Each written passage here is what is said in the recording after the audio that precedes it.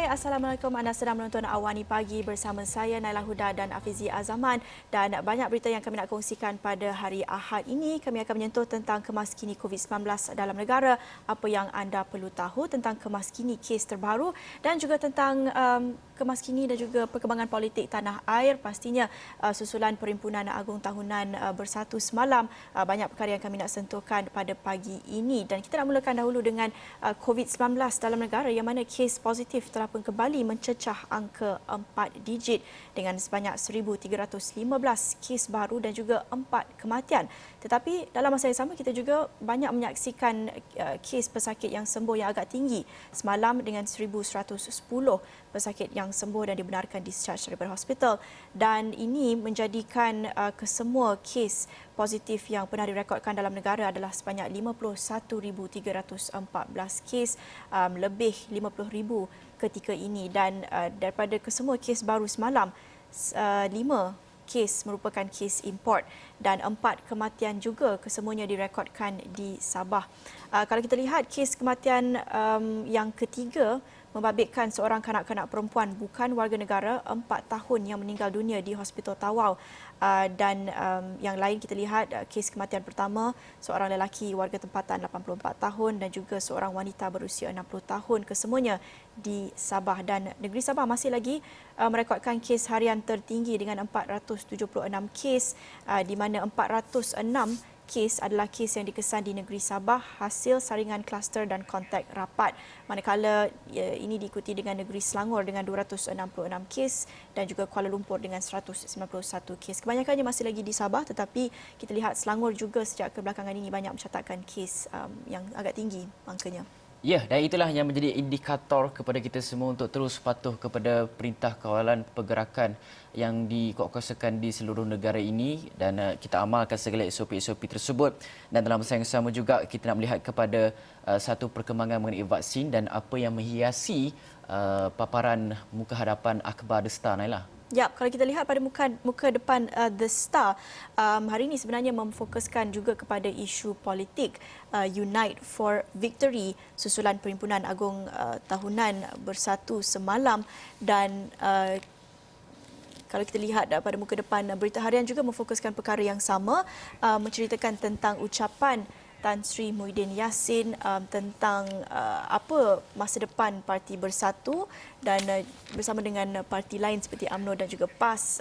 Dan beliau juga dalam masa yang sama menyentuhkan tentang isu vaksin, bukan isu perkembangan positif yang kita lihat baru-baru ini apabila kerajaan mengadakan satu perjanjian bersama dengan Pfizer dan juga BioNTech untuk kita lihat sebagai satu langkah pertama untuk negara mendapatkan akses kepada vaksin. Sebelum ini juga kita dapat lihat memeteraikan perjanjian bersama dengan COVAX untuk memastikan negara mendapat akses yang mencukupi dan juga sama rata bersama negara lain terhadap vaksin COVID-19 ini. Ya, dan apa yang pasti berkenaan dengan vaksin COVID-19 ini, kita masih lagi memerlukan rangka kerja pelan ataupun kempen vaksinasi daripada kerajaan yang akan diumumkan sudah pasti daripada MOSTI, Menteri Sains, Teknologi dan juga inovasi yang akan mengumumkan perkara tersebut kerana kita bimbangkan mengenai banyak perkara ataupun perkara-perkara yang membangun susulan daripada berkenaan dengan pengumuman vaksin tersebut, antaranya adalah kemunculan golongan anti vaksin di negara ini. Dan semalam saja di UK ada protes anti vaksin dan juga anti perintah berkurung yang dilaksanakan di sana. Walaupun golongan ini kecil tapi ia membawa kepada impak-impak tertentu kepada dalam negara ini. Dan ditambah pula dengan perkembangan mengenai pasport vaksinasi yang dikatakan selepas ini sekiranya nak melakukan penerbangan perlu adanya pasport yang menunjukkan anda telah pun divaksin COVID-19. Itu antara perkara-perkara yang sedang diperhalusi pada peringkat kerajaan, saya fikir, dan ia akan tersedia dalam masa yang akan datang. Dan dalam masa yang sama kita melihat kepada beberapa lagi perkara yang mana melihat kepada Perhimpunan Agung Bersatu semalam. Sekaligus ia menandakan pengumuman penting yang dibuat oleh Perdana Menteri dan juga Presiden Bersatu itu sendiri, yang mana pilihan raya umum ke-15 yang kita tahu sekarang ini ramai ataupun parti-parti politik yang mendambakan PRU 15 diadakan kembali tetapi ia perlu memberi laluan kepada tempoh pandemik ini berakhir terlebih dahulu. Itulah yang dinyatakan oleh Perdana Menteri Tan Sri Muhyiddin Yassin semalam dalam Pimpinan Agong Bersatu. Katanya PRU15 akan diadakan sebaik saja COVID-19 berakhir. Katanya kerajaan tidak mahu PRU diadakan ketika pandemik wabak ini masih menular, dan jika diizinkan apabila pandemik berakhir, kita akan adakan pilihan raya umum. Kita kembalikan mandat pada rakyat dan biarlah rakyat pilih kerajaan yang mereka mahu. InsyaAllah Perikatan Nasional akan PN akan dipilih semula, dan ada berpendapat bajet 2021 perlu ditolak untuk membolehkan pilihan raya umum diadakan. Tak perlulah buat begitu. Kalau tanya saya, mungkin semalam lagi saya sudah nasihatkan YDP Agong supaya bubarkan parlimen untuk membolehkan pilihan raya diadakan. Beliau berkata demikian dalam menyampaikan ucapan dasar pada Pimpinan Agong Bersatu pada 2020, dan katanya sebaik dalam PRU nanti tidak akan berlaku pertemuan tiga penjuru antara parti-parti dalam Perikatan Nasional PM tentang parti lawan lain. Apa segala percaturan politik masih lagi berlaku ketika ini, kita melihat kepada keretakan di dalam Perikatan Nasional antara Bersatu dan BN dan juga UMNO itu sendiri. Keretakan juga berlaku dalam kalangan pemimpin Pakatan Harapan itu sendiri, antara PKR dan juga DAP, melihat kepada isu-isu baharu Belanjawan 2021 dan sebagainya. Ia masih lagi dalam percaturan, dan sekiranya PRU15 diadakan masih lagi huru-hara.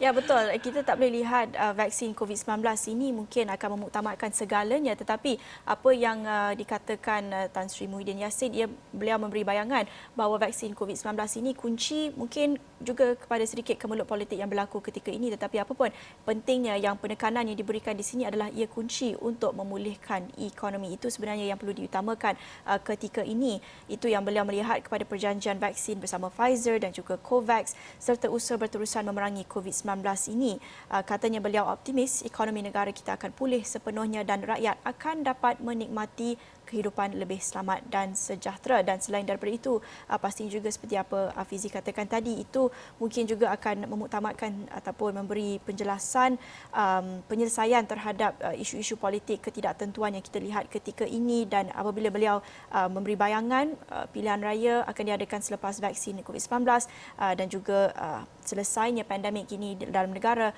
dan juga dalam masa yang sama beliau juga berjanji akan kembalikan mandat kepada rakyat. Itu saya kira yang perlu dititikberatkan di sini dengan adanya vaksin COVID-19. Dan berceritakan tentang perkembangan politik dalam masa yang sama, menceritakan tentang keretakan yang kita saksikan dalam Perikatan Nasional ini.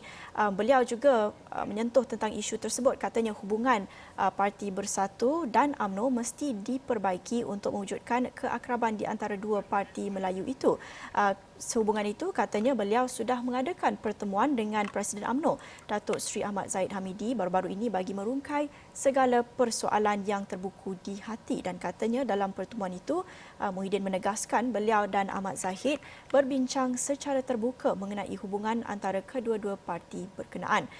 Dan beliau mendedahkan perkara tersebut ketika menyampaikan ucapan pada perhimpunan tersebut yang diadakan semalam. Dan katanya dalam masa yang sama, jelas Muhyiddin, hubungan antara Bersatu, UMNO dan PAS juga perlu diperkukuhkan dan tidak boleh berpecah belah maupun bertembung sesama sendiri. Seperti yang kami paparkan tadi pada muka depan The Star dan juga Berita Harian, itulah yang dikatakan, yang ditegaskan sekali lagi hubungan antara parti dalam Perikatan Nasional itu yang perlu diperbaiki ketika ini, kerana kita menyaksikan di persidangan Dewan Rakyat ketika membentangkan belanjawan, parti-parti dalam perikatan itu sendiri, UMNO sendiri menyuarakan bantahan mereka terhadap belanjawan ini. Tetapi apabila berlakunya penggulungan dan pindaan, ada sedikit kemenangan kecil bagi Barisan Nasional. Kita lihat misalnya keluasan yang diberikan kepada KWSP yang dapat diperluaskan kepada lebih ramai orang pencarumnya, itu salah satu cadangan yang dikemukakan oleh UMNO Barisan Nasional sebelum ini. Jadi kerjasama itu kita mungkin lihat dapat dijalinkan lebih erat selepas ini, kerana keretakan itu boleh juga menjejaskan tadbir urus negara dan juga kelulusan belanjawan 2021 ini. Ya, pada peringkat luarnya kita tahu apakah tindak tanduk dan sebagainya. Tapi dalam hati siapa yang tahu, walaupun pertemuan antara hati dan hati itu telah pun dilakukan secara empat mata antara Tan Sri Muhyiddin Yassin dan juga Datuk Seri Dr. Ahmad Zahid Hamidi, Presiden UMNO itu sendiri. Dan apapun kita mengharapkan segala gabungan antara parti-parti dan sebagainya, ia haruslah berpandukan kepada rakyat itu sendiri, kerana rakyat ketika ini berdepan dengan krisis yang sukar untuk digambarkan. Pada peringkatnya kehilangan pekerjaan, angka tersebut masih lagi dalam paras 700 hingga 800 ribu pengangguran di negara ini, ditambah pula dengan keadaan pelajar-pelajar yang baru-baru ini saja kita dengar pelajar yang terpaksa pergi ke sebuah kawasan mendaki dan memanjat bukit dan sebagainya, berlaku insiden jabatan runtuh dan sebagainya. Ini memberi penekanan betapa aspek infrastruktur teknologi itu perlu diperluaskan, bukan saja di peringkat bandar tapi juga mencakupi urusan di luar bandar itu sendiri, supaya membolehkan segala persiapan berakhirnya pandemik, ketika mana pandemik COVID-19 ini masih lagi berjalan dan juga masih lagi menjadi satu isu yang masih lagi perlu kita kuatkan pada peringkat tersebut. Dan kita melihat kepada kes anggota PGA yang ditembak dan juga beberapa siri tembakan yang telah pun dilaksanakan oleh penyeludup di sempadan negara antara Malaysia dan juga Thailand, yang mana kita lihat perkembangannya semalam. Terdapat perintah reman ke atas 15 warga tempatan yang disyaki terlibat dalam kejadian serangan ke atas dua anggota pasukan gerakan ARM PGA di kawasan sempadan Malaysia Thailand, yang dijadwalkan tamat pada semalam, disambung sampailah ke 2 Disember depan. Perintah sambung reman terhadap kesemua suspek berusia 19 dan hinggalah 37 dikeluarkan berdaftar Mahkamah Kangar. Kesemua suspek sebelum ini diperintah untuk menjalani tahanan reman selama 4 hari. Ditahan mengikut Seksyen 302 Kanun Kesesakan kerana membunuh dan juga Seksyen 307 Kanun Kesesakan kerana cubaan membunuh. Ketua Polis Daerah Padang Besar Superintendent Saifuddin Aslin Abbas menjelaskan kesemua suspek akan dibawa ke Hospital Tuanku Fauziah bagi melaksanakan beberapa prosedur yang akan dijalankan oleh pihaknya. Ini termasuk pengambilan ujian darah saringan COVID-19, beberapa prosedur siasatan dalaman oleh pihak polis. Perintah reman terhadap 3 lagi suspek warga Thailand yang ditahan bersama 15 individu warga tempatan itu akan ditamat pada minggu hadapan. Katanya pihaknya setakat ini telah menahan 22 individu termasuk 4 warga Thailand bagi mengambil keterangan berhubung kejadian yang telah mengakibatkan seorang anggota PGA maut dan seorang lagi anggota cedera parah. Itu adalah perkembangan mengenai kes anggota PGA yang maut ditembak ketika mana menjalankan tugas rondaan di sempadan negara, dan kita harapkan perkara ini tidak berulang dan kita dapat kukuhkan lagi sempadan negara melalui pelbagai kerjasama agensi, dan kita fahamkan Kementerian Pertahanan juga akan melaksanakan perbincangan bersama dengan pelbagai ataupun keseluruhan agensi penguatkuasa yang ada di Malaysia ini untuk bekerjasama secara kolektif memastikan bahawa tiada kebocoran sempadan, tiada ugutan-ugutan yang dilakukan oleh penyeludup, kerana apabila tembakan itu dilepaskan, bagi saya itu pengisytiharan perang oleh kartel penyeludupan yang ada di negara ini, dan sekaligus ia membawa kepada intipati yang lebih buruk sekiranya kita tidak tangani dengan lebih cekap. Ya, dan isu keselamatan di sempadan itu yang menjadi fokus kita lihat di sepanjang liputan berita kami. Kami banyak bawakan laporan dan juga temu bual juga bersama dengan National Task Force. Sebelum ini kita menceritakan tentang risiko realiti petugas di barisan hadapan ketika melindungi sempadan negara ini, dan kita nak menceritakan tentang pada jam ini isu keselamatan di sempadan yang kembali jadi perhatian susulan kes tembak yang mengorbankan seorang anggota pasukan gerakan khas PGA Selasa lalu. Dan dengan itu kami nak akhiri awal pagi jam ini dengan laporan daripada wakil kami di Kelantan, Muafandi Muhammad, berhubung isu yang sama. Kita akhiri di sini bersama saya, Nailah Huda. Saya Hafiz Zaman. Assalamualaikum warahmatullahi wabarakatuh. Selamat pagi diucapkan buat rakan setugas di studio. Isu penyeludupan melibatkan jenayah rentas sempadan di Kelantan, khususnya melibatkan negara jiran Thailand, bukannya satu perkara yang baru, bahkan ianya merupakan barah dan juga satu cabaran besar buat anggota penguatkuasa yang terlibat dalam pengawasan di sempadan Malaysia Thailand ini.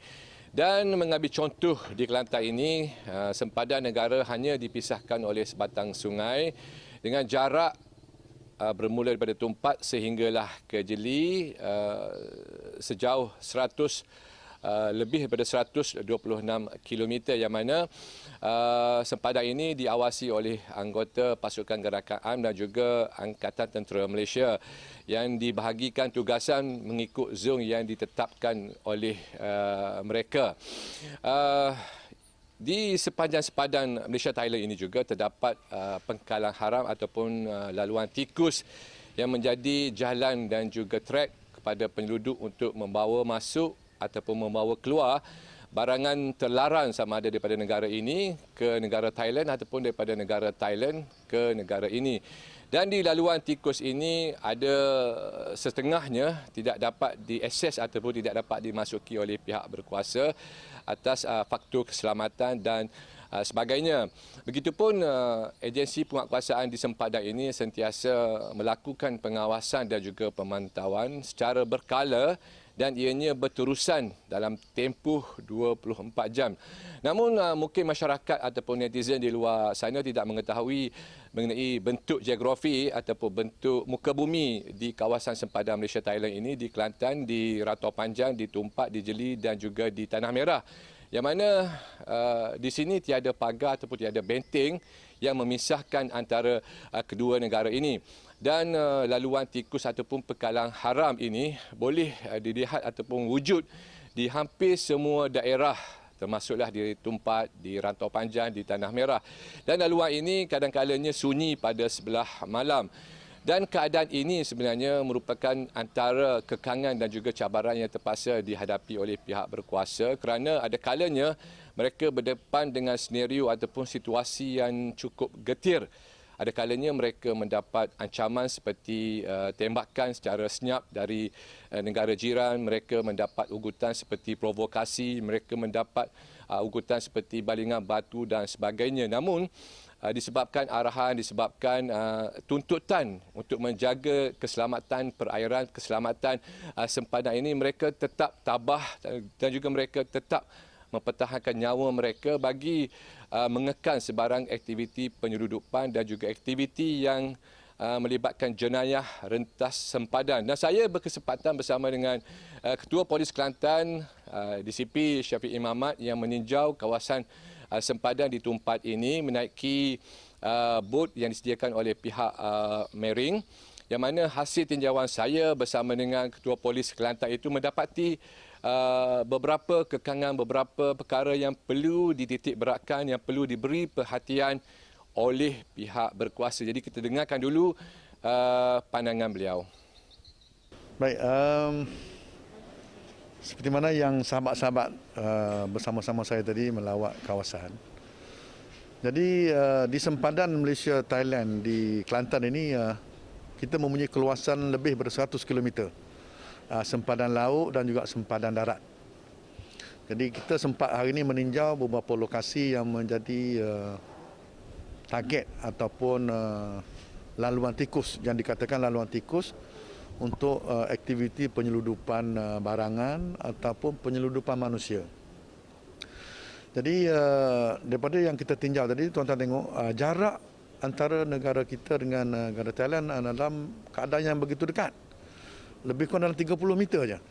Jadi kalau baling batu ke ataupun benda-benda yang berat tu boleh sampai ke satu-satu lokasi. Jadi risiko yang kami timur juga tidak kurang hebatnya.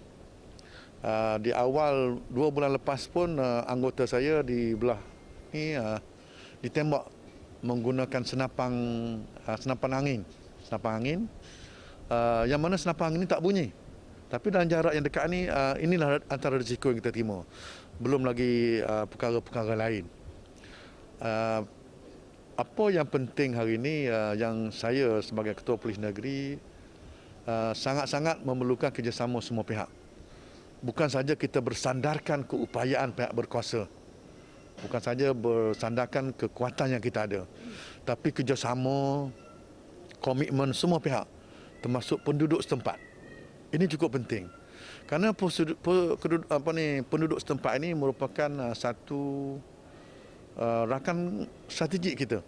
Jadi kalau mereka tak bagi info, mereka tidak bantu kita pihak berkuasa bagaimana kita nak meneruskan tugas-tugas kita.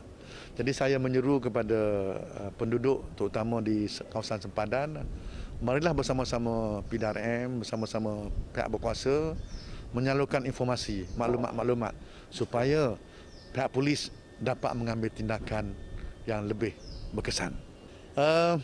Untuk makluman semua, ada 4 daerah yang bersepadan dengan Thailand ni, iaitu daerah Tumpat, Pasir Mas, Tanah Merah dan Jeli. Jadi kekuatan yang sedia ada sini untuk totally nak mengawal sempadan memang tak cukup. Sempadan kita luas, seperti mana saya cakap, sempadan luas, manpower kita ni juga. Dan kekuatan ini jugalah untuk tugas-tugas lain. Tugas pencegahan jenayah, tugas operasi-operasi lain dan sebagainya. Dan sekarang kita tahu dalam zaman kita bencana alam, inilah juga manpower yang kita akan gunakan. Jadi kekuatan ini saya rasa saya akan berbincang dengan pihak pengurusan tertinggi di Bukit Aman.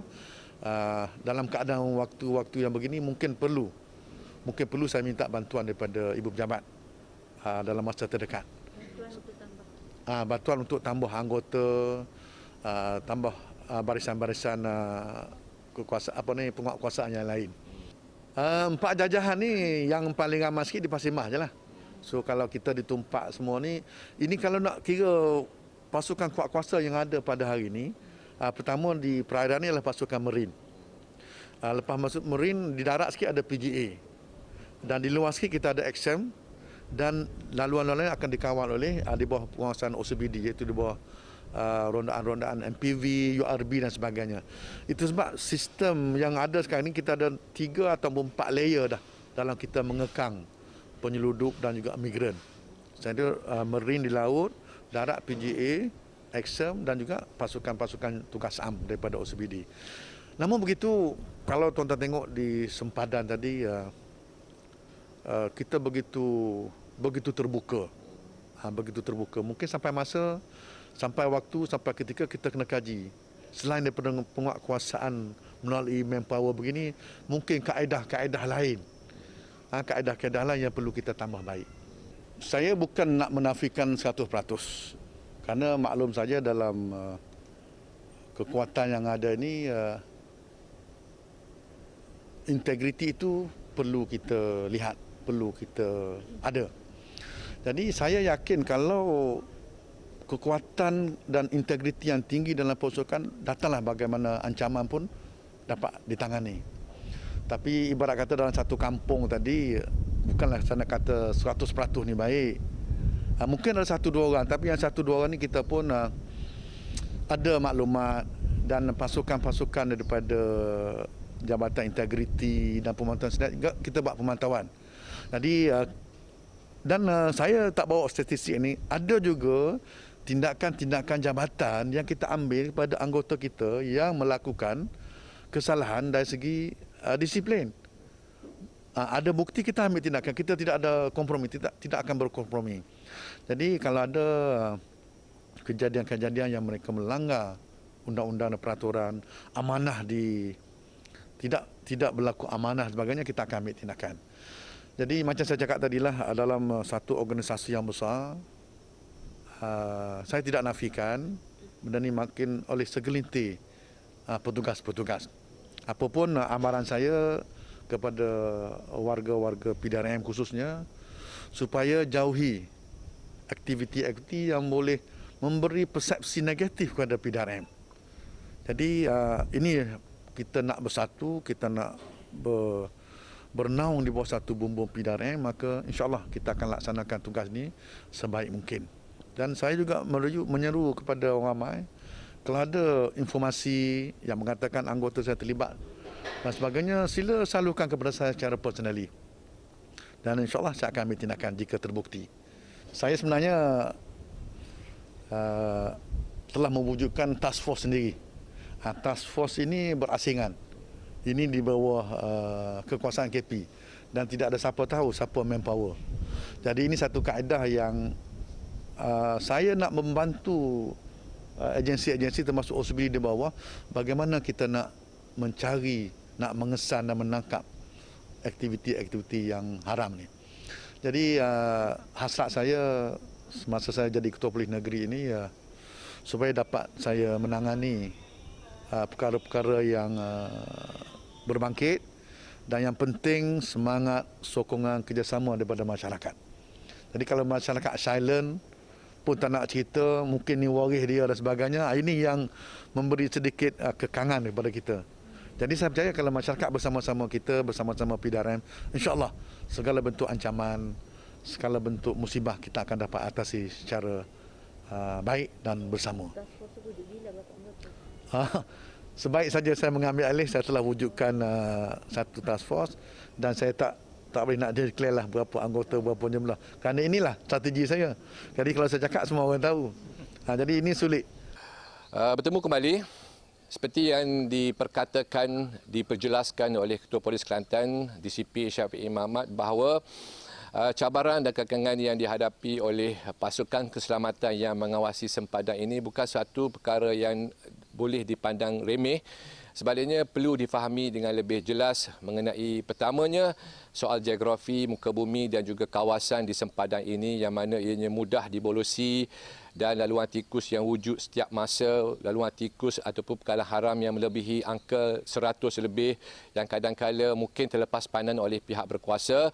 Namun antara cabaran tersebut yang paling utama ataupun paling yang mengacam nyawa mereka adalah merupakan ancaman daripada luar ataupun daripada kawasan kita ataupun ancaman daripada sempadan yang mana kadang-kala pihak berkuasa termasuk anggota yang berkawal di seberang sini menerima ancaman dan seperti yang diperkatakan anggota PGA pernah menerima provokasi tembakan daripada penyelundup yang berada di seberang sana, di sebelah negara jiran. Dan kadang-kala perkara tersebut ataupun insiden tersebut boleh menggugat ataupun boleh menjadikan naluri mereka mungkin takut berdepan dengan situasi ini. Dan pada masa yang sama juga pihak berkuasa turut menekankan pelbagai aspek keselamatan di samping memerlukan sokongan yang jitu dan padu daripada penduduk setempat, terutamanya penduduk yang tinggal berhampiran Sungai Golok ini, di mana mereka dituntut supaya menjadi mata-mata ataupun menjadi pemberi maklumat kepada pihak berkuasa dalam usaha bersama mengekang penyeludupan ini. Sekiranya masyarakat ataupun penduduk di kawasan tebing sungai ini tidak memberikan kerjasama, tidak menyalurkan maklumat, sudah pasti usaha untuk membenteras, usaha untuk mengekang ataupun mengurangkan aktiviti penyeludupan di sempadan ini tidak akan berjaya. Dan pada masa yang sama juga pihak berkuasa memohon supaya masyarakat tidak menjadi tali barut ataupun wujud tonto di kalangan masyarakat setempat yang menyalurkan maklumat kepada penyeludup tentang kehadiran pihak berkuasa ke sesuatu kawasan yang boleh mematahkan ataupun menggagalkan sesuatu operasi yang dijalankan oleh pihak berkuasa. Sekiranya masyarakat turut sama memberikan kerjasama yang cukup padu, memberikan sokongan yang kuat kepada pihak berkuasa, isu penyeludupan di sempadan ini akan dapat dikurangkan. Untuk saya katakan untuk menggagalkan ataupun menghapuskan isu penyeludupan ini agak sukar. Namun untuk mengurangkan isu penyeludupan ini mungkin boleh berjaya sekiranya masyarakat dan juga penduduk setempat memberikan sokongan dan kerjasama kepada pihak berkuasa. Setakat itu saja yang dapat saya kongsikan langsung dari Tumpat, Kelantan, dan saya akan bawakan laporan berhubung dengan isu-isu yang melibatkan sempadan ini dalam buletin Awani seterusnya.